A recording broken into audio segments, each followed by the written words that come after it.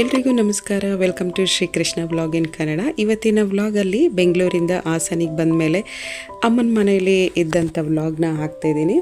So ಇದು 2-3 ದಿನದ vlog ಆಗಿರುತ್ತೆ. ಹಾಗೆ ಮಕ್ಕಳೆಲ್ಲ ಸೇರಿ ಆಟ ಆಡ್ತಾ ಇದ್ರು. ಮಕ್ಕಳು ಹೊರಗಡೆ ಆಟ ಆಡ್ತಾ ಇರಬೇಕಾದ್ರೆ ಈ ಟೊಮೊಟೊ ಸಿಕ್ಕಿದೆ. ಇದು ಚೆರಿ ಟೊಮೊಟೊ. ನಮಗಂತೂ ಇದು ನೋಡಿದ್ದೀವಿ, ಚಿಕ್ಕ ಮಕ್ಕಳೆಲ್ಲ ನೋಡಿದ್ದೀವಿ, ಇದರಲ್ಲಿ ಆಟ ಕೂಡ ಆಡಿದ್ದೀವಿ. ಹಾಗೆ ಅಲ್ಲಲ್ಲೇ ಕುಯ್ಕೊಂಡು ಹಂಗೆ ತಿಂತಿದ್ವಿ. ಸೊ ಇದು ನನ್ನ ಮಗನಿಗೆ ಫಸ್ಟ್ ಟೈಮ್ ನೋಡ್ತಾ ಇರೋದು. ಇಷ್ಟು ಚಿಕ್ಕದಾಗಿ ಟೊಮೊಟೊ ಹಣ್ಣು ಬಿಟ್ಟಿದೆಯಲ್ಲಮ್ಮ, ಬನ್ನಿ ನಿಮಗೆ ತೋರಿಸ್ತೀನಿ ಅಂತ ಹೇಳಿ ಗಿಡನೇ ಕುಯ್ಕೊಂಡು ಬಂದಿದ್ದ. ಇದನ್ನೆಲ್ಲ ಕುಯ್ಕೊಂಡು ಕಟ್ ಮಾಡ್ಕೊಂಡು ನೀರಲ್ಲೆಲ್ಲ ಕಲಿಸ್ಕೊಂಡು ಆಟ ಆಡ್ತಿದ್ದು ಮಕ್ಕಳು. ಬಿಸಿಲು ಹಾಸನಲ್ಲೂ ತುಂಬ ಬಿಸಿಲಿತ್ತು. ಸೊ ಸ್ವಲ್ಪ ಹೊತ್ತು ಆಟ ಆಡಿಬಿಟ್ಟು ಒಳಗಡೆ ಬನ್ನಿ ಬಿಸಿಲು ಅಂತ ಹೇಳಿ ಒಳಗೆ ಇಲ್ಲಿ ಉಲ್ಲನ್ ಶಾಲ್ನ ಹಾಕ್ತಿದ್ದಾಳೆ. ನಾನು ಕೂಡ ಉಲ್ಲನ್ ಶಾಲು, ಟೀಪಾಯಿ ಮೇಲೆ ಹಾಕುವಂಥ ಮ್ಯಾಟ್ಗಳೆಲ್ಲ ಹಾಕ್ತೀನಿ. ಸ್ವಲ್ಪ ಅಮ್ಮನ ಮನೆಗೆ ಹೋದರೆ ಕೆಲಸ ಕಮ್ಮಿ ಇರುತ್ತೆ, ಜವಾಬ್ದಾರಿ ಕಮ್ಮಿ ಅಂತ ಹೇಳ್ಬೋದು. ನಮ್ಮ ಮನೆಗಳಲ್ಲಿದ್ದರೆ ತಿಂಡಿ ಮಾಡಬೇಕು, ಅಡುಗೆ ಮಾಡಬೇಕು, ಆ ಕೆಲಸ ಈ ಕೆಲಸ ಅಂತ ಬೇಜಾನ್ ಕೆಲಸಗಳಿರುತ್ತೆ. ಸ್ವಲ್ಪ ಅಲ್ಲಿಗೆ ಹೋದರೆ ಸ್ವಲ್ಪ ಡಿವೈಡ್ ಮಾಡ್ಕೊಂಡು ಕೆಲಸ ಮಾಡಿಕೊಂಡು ಬೇಗ ಕೆಲಸ ಎಲ್ಲ ಮುಗಿಸ್ಕೊಂಡು ಸ್ವಲ್ಪ ಫ್ರೀ ಟೈಮಲ್ಲಿ ಇರ್ತೀವಲ್ವ ಅಂತ ಹುಲ್ಲನ್ನು ಅಲ್ಲಿಗೆ ತಗೊಂಡೋಗಿದ್ವಿ ಶಾಲ್ ಹಾಕೋಕ್ಕೆ ಅಂತ ಹೇಳಿ. ಒಂದನ್ನು ಅರ್ಧ ಹಾಕಿದ್ಲು, ಸೊ ಅದನ್ನು ಕಂಟಿನ್ಯೂ ಮಾಡ್ತಾಯಿದ್ಲು ಹಾಕೋಕ್ಕೆ ಅಂತ.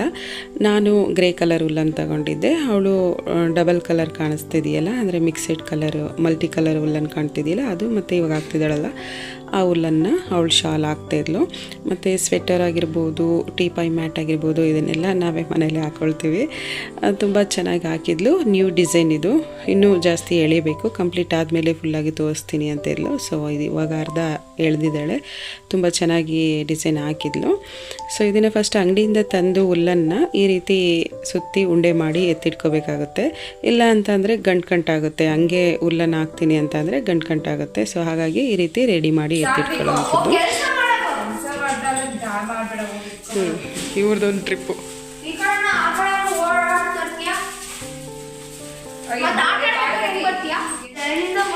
ಇವರು ನಾಯಿಗೆ ಎದ್ರಕೊಂಡು ಹೋಗಂಗೆ ಇಲ್ಲ. ಇವೇನು ಅಕ್ಕಿಯಾ?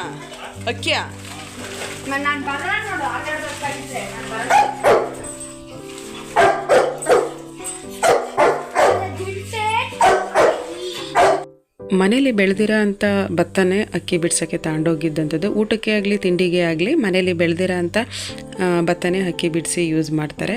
ಅದ್ರ ಜೊತೆಗೆ ತರಕಾರಿ ಎಲ್ಲ ತಂದಿದ್ದ ಸ್ವಲ್ಪ ಈ ಮಕ್ಳ ಕೈಲಿ ಕರೆದುಬಿಟ್ಟು ಇದೆಲ್ಲ ಎತ್ತಿಡಿ ಅಂತ ಹೇಳ್ತಿದ್ದ. ಒಬ್ರಿಗೊಬ್ರು ಒಬ್ಬರ ಮೇಲೆ ಒಬ್ಬರು ಹಠ ಮಾಡ್ಕೊಂಡು ಕೆಲಸನೇ ಮಾಡೋಂಗಿಲ್ಲ. ಹಾಗೆ ಇದು ನೆಕ್ಸ್ಟ್ ಡೇ ಊರಲ್ಲಿ ಮದುವೆ ಇತ್ತು. ಬೆಳಗ್ಗೆ ಬೇಗನೆ ಹೊರಟಿದ್ರು ನಮ್ಮಮ್ಮ. ನಾವು ಒಂದು ಫಂಕ್ಷನ್ಗೆ ಹೋಗಬೇಕಾಗಿತ್ತು, ಇವ್ರಿಗೊಂದು ಮದುವೆ ಫಂಕ್ಷನ್ ಇತ್ತು. ಸೊ ಬೆಳಗ್ಗೆ ಬೇಗನೆ ಹೊರಟಿದ್ರು. ಮದುವೆ ಇದ್ದಿದ್ದು ಚಿಕ್ಕಮಂಗ್ಳೂರಲ್ಲಿ, ಹಾಗಾಗಿ ಬೆಳಗ್ಗೆ ಬೇಗನೆ ನಮ್ಮಮ್ಮ ಹೊರಟಿದ್ದು ನೋಡಿ ಗುಂಡ ಭಾಳ ಸೌಂಡ್ ಮಾಡ್ತಿದ್ದ ಅಂತ ಅವನಿಗೆ ಹಾಕೋಣ ಅಂತ ಬಿಸ್ಕೆಟ್ ತಂದರೆ ಇವಳು ಇಸ್ಕೊಂಡು ತಿಂತಿದ್ಲು. ನೀನೇ ನಾಯಿನ ಬಿಸ್ಕೆಟ್ ಇಸ್ಕೊಂಡು ತಿಂತಿದೆಯಲ್ಲ, ಅಂದರೆ ಅದು ನಾವು ತಿನ್ನೋ ಬಿಸ್ಕೆಟೇ ನಾಯಿಗೆ ಹಾಕ್ತಿದೆಯಾ, ಕೊಡು ನನಗೆ ಬೇಕು ಅಂತ ಇಸ್ಕೊಂಡು ತಿಂತಿದ್ಲು. ಸುಮ್ಮನೆ ಹಂಗೆ ರೇಗಿಸ್ಕೊಂಡು ಸ್ವಲ್ಪ ಒಳಗಡೆ ಬಂದೆ. ಇಲ್ಲ ಅಂತಂದರೆ ಗುಂಡ ಭಾಳ ಸೌಂಡ್ ಮಾಡ್ತಾನೆ. ಒಂದೆರಡು ಬಿಸ್ಕೆಟ್ ಹಾಕಿ ಕೂಲ್ ಮಾಡಿ ಒಳಗಡೆ ಬಂದೆ. ಅವ್ನು ಸೌಂಡ್ ಕೇಳೋಕ್ಕಾಗಲ್ಲ ಮನೇಲಿ, ಅದಕ್ಕೋಸ್ಕರ ಅಷ್ಟೇ. ಅಮ್ಮ ಮದುವೆಗೆ ಹೋದ್ಮೇಲೆ ನಮಗೂ ಒಂದು ನಾನ್ ವೆಜ್ ಫಂಕ್ಷನ್ ಇತ್ತು. ಹಾಸನಲ್ಲಿ ಇರೋರಾಗಿದ್ದರೆ ಗೊತ್ತಿರುತ್ತೆ, ಅರಸಿಕಟ್ಟೆ ಅಮ್ಮ ದೇವಸ್ಥಾನ ಅಂತ. ಸೊ ಈ ದೇವಸ್ಥಾನದಲ್ಲಿ ಅರ್ಕೆ ಇತ್ತು ಅಂತ ನಮ್ಮ ದೊಡ್ಡಮ್ಮನ ಮನೇಲಿ ಹೋಗಿದ್ರು, ಹಾಗಾಗಿ ಕರೆದಿದ್ರು ಅಂತ. ಹಾಗೆ ನಾನಿಲ್ಲಿ ಏನು ಕೆಲಸ ಮಾಡ್ತಿದ್ದೀನಿ ಅಂದರೆ, ಇದು ಹಳ್ಳಿ ಕಡೆ ಕಾಮನ್ ಪ್ರಾಬ್ಲಮ್ಮು. ಪಕ್ಕದ ಮನೇಲಿ ಬೆಕ್ಕೇನಾದರೂ ಸಾಕೊಂಡಿದ್ರೆ ಬೇರೆಯವ್ರ ಮನೆಗೆ ಹೋಗಿ ವಿಂಡೋ ಓಪನ್ ಆಗಿದ್ರೆ ಸಾಕು, ಕಿಚನ್ ವಿಂಡೋ ಓಪನ್ ಆಗಿದ್ರೆ ಸಾಕು, ಹಾಲು ಕುಡಿದೋಗುತ್ತೆ. ಹಾಗಾಗಿ ನಮ್ಮಮ್ಮ 3-4 ಸಲ ಹೇಳಿದರು, ನೀವು ಹೋಗ್ಬೇಕಾದ್ರೆ ಅಡುಗೆ ಮನೆ ಕಿಟಕಿನ ಕ್ಲೋಸ್ ಮಾಡ್ಕೊಂಡು ಹೋಗಿ ಅಂತ. ಅದಕ್ಕೆ ಕ್ಲೋಸ್ ಮಾಡ್ತಾ ಇದ್ದೆ. ನಾವು ಕೂಡ ರೆಡಿಯಾಗಿ ದೇವಸ್ಥಾನಕ್ಕೆ ಹೊರಟ್ವಿ.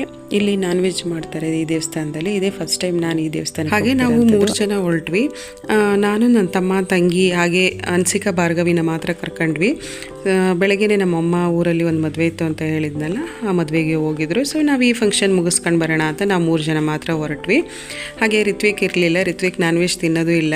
ಸುಮ್ಮನೆ ನಮಗೆ ಬಂದ್ರೂ ಅಮ್ಮ ನೀವು ಹೆಂಗೆ ತಿಂತೀರಾ ಹಂಗೆ ಹಿಂಗೆ ಅಂತ ಸುಮ್ಮನೆ ತಿಂದಂಗೆ ಮಾಡಾಕ್ತಾನೆ. ಹಾಗಾಗಿ ನಾನು ಅವನನ್ನು ಕರ್ಕೊಳ್ಳೋಕ್ಕೆ ಹೋಗಲಿಲ್ಲ.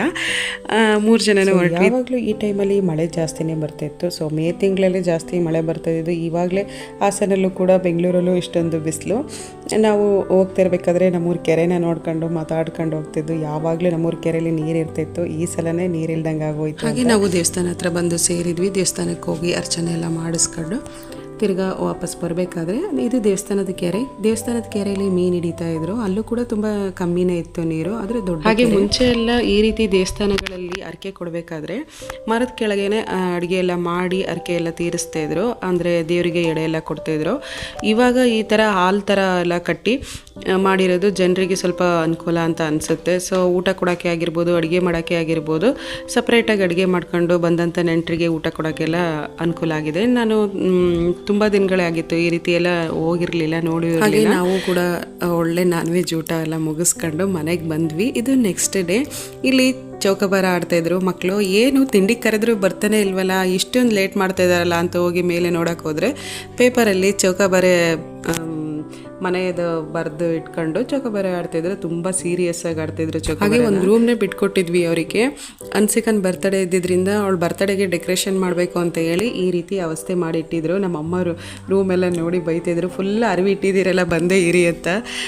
ಫೈನಲಿ ಬಂದರು. ಒಂಥರ ಚೌಕಾಬಾರೇನ IPL ಮ್ಯಾಚ್ ಥರ ಆಡ್ಬಿಟ್ರು, ಅಷ್ಟು ಜೋರಾಗಿ. ದೇವರೆಲ್ಲರೂ ಬೇಡ್ಕೊಂಡು ನನಗೆ 1 ಬೀಳ್ಲಿ 3 ಬೀಳ್ಲಿ ಅಂದ್ಕೊಂಡು ತುಂಬ ಚೆನ್ನಾಗಿ ಆಟ ಆಡ್ತಿದ್ರು. ನಮ್ಮೂರಲ್ಲಿ ರಾಮದೇವರ ದೇವಸ್ಥಾನನ ಓಪನ್ ಮಾಡಿದ್ರು.